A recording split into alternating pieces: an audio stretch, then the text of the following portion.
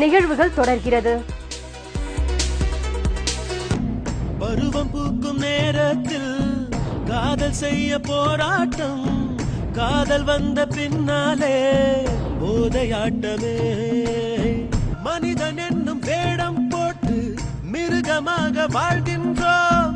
தீர்ப்பு ஒன்று இருப்பதை மறந்து தீமைகளை செய்கின்றோம். காலம் மீண்டும் திரும்பாதே, பாதை மாறி போகாதே.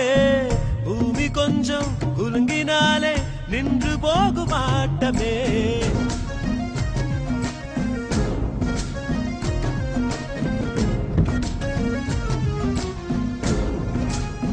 உன் நண்பனை காட்டு உன்னை பற்றி சொல்கிறேன் என்று ஒரு அழகான பழமொழி உண்டு. இந்த பழமொழிக்கு ஏற்றாற்போல் இளைஞர்கள் தாங்கள் சேரும் நட்பு வட்டமும் சில சமயம் அவர்களை தவறான பாதையில் எடுத்து செல்வதாக அமைகிறது. நண்பர்கள் தவறு செய்தால் அதை திருத்தவும் எடுத்து கூறவும் நண்பர்கள் முற்பட வேண்டும். ஆனால் இன்றைய தலைமுறையில் இருக்கும் சில நண்பர்கள் தவறு செய்ய தூண்டுதலாகவே இருக்கின்றனர். இன்றைய சமுதாயத்தில் நவநாகரிக கலாச்சார சீர்கேடுகள் பல தலைவிரித்தாடுகின்றன. போதைப் பொருளுக்கு அடிமையாவது, மது அருந்துவது, புகைப்பிடிப்பது, பெண்களை கலாட்டா செய்வது, கைபேசியை தவறாக பயன்படுத்துவது, பேருந்தில் பலரும் முகம் சுளிக்கும்படி அநாகரிகமாக நடந்து கொள்வது முதலியவைகளின் பிடியில் இன்றைய இளைஞர்கள் சிக்கி தவிக்கிறார்கள். இன்றைய தொழில்நுட்பம் பல நல்ல பொக்கிஷங்களை நமக்கு வாரி வழங்கி இருந்தாலும் அதன் பின்னணியில் விளைவது என்னவோ தீமைதான். ஒவ்வொரு அறிவியல் கண்டுபிடிப்பிலேயும் நல்ல விஷயமும் உள்ளது, கெட்ட விஷயமும் உள்ளது. இணையம் மட்டுமே இளைஞர்கள் சீரழிய காரணமல்ல. இணையத்தை நல்ல முறையில் பயன்படுத்தினால் நம் முன்னேற்றத்திற்கு வழிவகுக்கும். ஆனால் யாரும் அதை முறையாக பயன்படுத்துவதில்லை. இந்த காலத்தில் ஸ்டூடெண்ட்ஸ் வந்துட்டு அதிகமாக மொபைல் சேட்டிங், ஃபேஸ்புக் சேட்டிங், அது மாதிரி ஃப்ரெண்ட்ஸோட தேவையில்லாத இந்த மாதிரி விஷயம்லாம் யூஸ் பண்ணுறாங்க. இதெல்லாம் இந்த தடவை கம்மி பண்ணிக்கலாம் அதிகமாக. இதெல்லாம் இந்த வயசில் அவசியமாக இல்லை. அதெல்லாம் அதிகமாக நைட்டில் மொபைல் சேட் பண்ணுறது, ஃபேஸ்புக்கில் சேட்டிங், இமெயிலில் சேட் பண்ணுறது, இதெல்லாம் தேவையில்லாது. அது மாதிரி இன்டர்நெட்டில் தேவையில்லாமல் டைம்லாம் வேஸ்ட் பண்ணுறாங்க, அதெல்லாம் தேவையில்லாது. அப்புறம் சில பசங்க வந்து ஸ்மோக்கிங், ட்ரிங்க்ஸ், அப்புறம் பசங்க ஏதாச்சும் ஃபங்க்ஷன்னா பர்த்டே பார்ட்டி கொண்டாடுறது, பீர் அடிக்கிறது, இந்த மாதிரி தேவையில்லாத படங்கள்லாம் யூஸ் பண்ணுறாங்க. அதெல்லாம் ரொம்ப தவறான இது. இந்த காலத்தில் பசங்க வந்து நிறைய தப்பு பண்ணுறாங்க. ஃபேஸ்புக், இமெயில் நிறைய யூஸ் பண்ணுறாங்க. ஏன்னா பர்த்டே பார்ட்டினா தண்ணி வச்சுருக்காங்க. பஸ் எல்லாம் சரியாக போகிறதே இல்லை, ஃபுட்போர்ட் போகிறாங்க. அதெல்லாம் அவாய்ட் பண்ணணும். ட்ரெயினில் பார்த்தாலும் ஃபுட்போர்ட்லேயே போயிருக்காங்க. காலைல வரவே முடியல ட்ரெயினில், அவ்வளோ ஃபுட்போர்ட்டில்.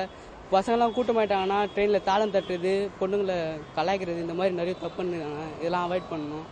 அப்புறம் என்ன சொல்றது, பள்ளி மற்றும் கல்லூரியில் படிக்கக்கூடிய மாணவர்களுடைய பெற்றோர்களாகிய நாம் நமது வெப்சைட்டின் இமெயில் ஐடி மற்றும் பாஸ்வேர்டை நமது குழந்தைகளுக்கு ஓப்பனாக கொடுத்துவிட்டு அவர்களிடம் பெற்றோராகிய எனக்கு, தந்தையாகிய எனக்கு, தாயாகிய எனக்கு உன்னிடம் மறைப்பதற்கு ஒன்றுமில்லை, இதுதான் எனது இணையதளத்தின் முகவரி, எனது பாஸ்வேர்ட், நீ எப்பொழுதும் எப்போ வேண்டுமானாலும் எனது இமெயிலை ஓப்பன் பண்ணி பார்த்து கொள்ளலாம் என்று நீங்கள் தொடங்கினீர்களே என்றால் அந்த மகனோ மகளோ கண்டிப்பாக அவர்களது பாஸ்வேர்டையும் உங்களுடன் ஷேர் செய்வதற்கு தயாராக இருப்பார்கள்.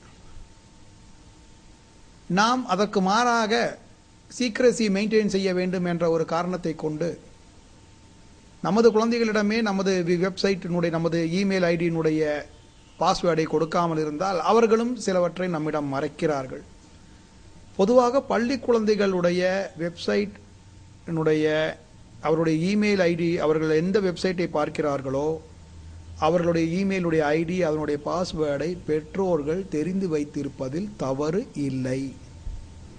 ஏனென்றால் அந்த வயதில் அவர்கள் கண்காணிக்கப்பட வேண்டியவர்களே. அவர்களது மனம் சாந்தமடைய நமது இமெயில் ஐடியினுடைய பாஸ்வேர்டை அவர்களிடம் கண்டிப்பாக கொடுக்க வேண்டும்.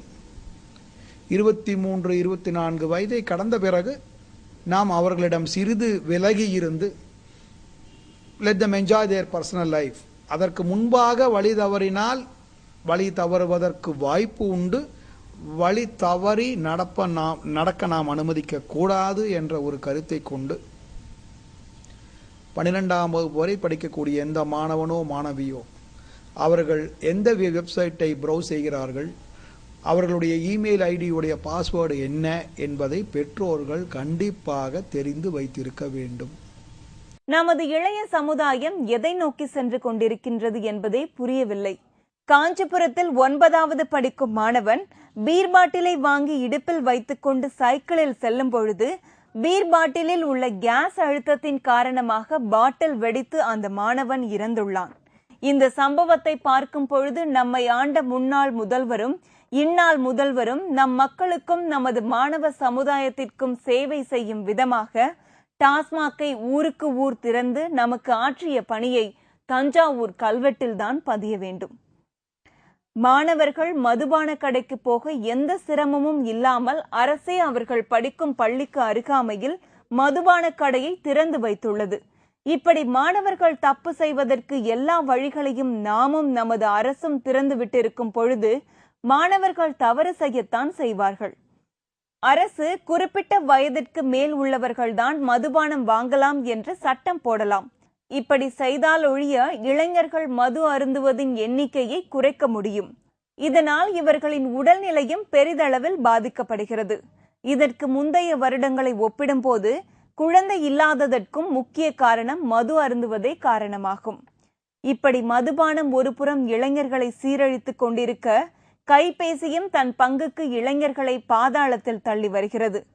ஆண்கள் பெரும்பாலும் கைபேசியை பயன்படுத்துவதே பெண்களை தவறாக புகைப்படம் எடுத்து அதை தன் நண்பர்கள் மற்றும் இணையதளத்திற்கு அனுப்பி பெண்களின் வாழ்க்கையே அழித்துக் கொண்டிருக்கிறார்கள் சிலர். ஆண்கள் பெரும்பாலும் கைபேசியை பயன்படுத்துவதே பெண்களை தவறாக புகைப்படம் எடுத்து அதை தன் நண்பர்கள் மற்றும் இணையதளத்திற்கு அனுப்பி பெண்களின் வாழ்க்கையே அழித்துக் கொண்டிருக்கிறார்கள். இதனால் பல பெண்கள் தற்கொலை முயற்சியிலும் ஈடுபட்டு உயிரை மாய்த்துக் கொண்டுள்ளனர். இப்படி இளைய சமுதாயம் திசை மாறி போய்க் கொண்டிருக்கிறது. இளைய சமுதாயத்தில் பார்த்தீங்கன்னா செல்ஃபோன் வந்து முக்கிய இதாக இருக்குது. அதாவது பையங்களுக்கும் பொண்ணுங்களுக்கும் அது ஒரு முக்கிய ஒரு சீரழிவாக இருக்குது. அந்த சீரழிவு செல்ஃபோன் வந்து எந்த பையங்களுக்கும் எந்த பொண்ணுங்களுக்கும் அம்மா அப்பா வாங்கி கொடுக்கக்கூடாது. இப்போ பார்த்தீங்கன்னா 12th படிக்கிற பசங்கள்னாலும் சரி, காலேஜ் படிக்கிற பசங்கள்னாலும் சரி, கையில் ஒரு செல்ஃபோன் 20,000-30,000க்கு செல்ஃபோன் வச்சுட்டு இருக்காங்க. அம்மா அப்பா எம்ப்ளாயாக இருக்காங்க, கவர்மெண்ட் எம்ப்ளாயாவா.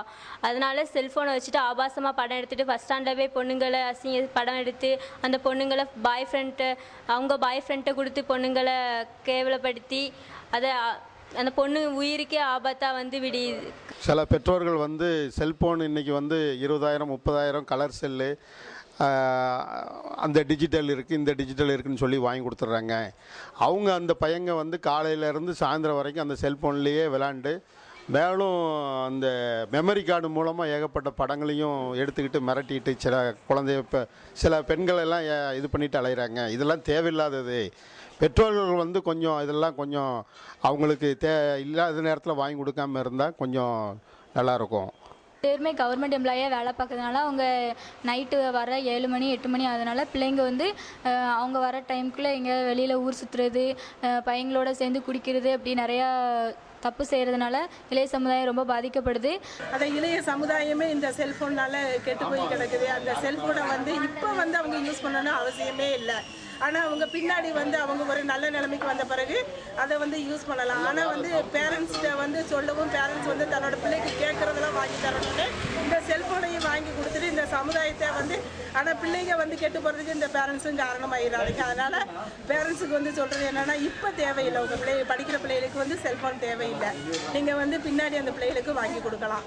வீட்டு சமையலில் இருந்து விண்வெளி பயணம் வரை இன்று விஞ்ஞானத்தின் வியக்க வைக்கும் வளர்ச்சி காணப்படுகின்றது. இப்படி மாணவர்கள் சாதிக்க 1000 வழிகள் இருக்கிறது. வழி தவறி போவதை விட்டு வாழ்வில் எப்படி முன்னேற வேண்டும், தங்கள் தடைக்கற்களை எப்படி வெற்றி படிக்கட்டுகளாய் மாற்ற வேண்டும் என்பதை பற்றி சிந்திக்க தொடங்க வேண்டும்.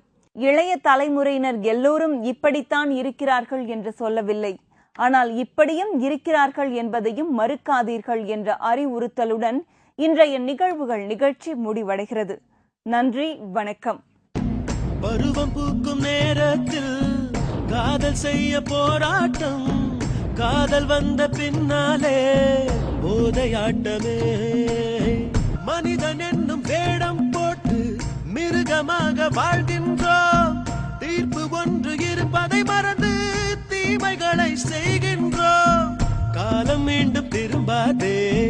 பாதை மாறி போகாதே, பூமி கொஞ்சம் குலுங்கினாலே நின்று போகும் ஆட்டமே.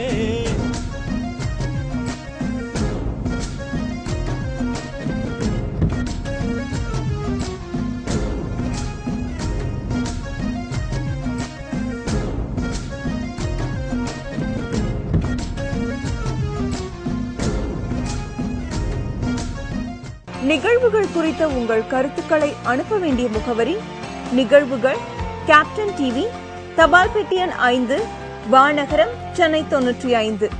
மின்னஞ்சல் news@captainmedia.in.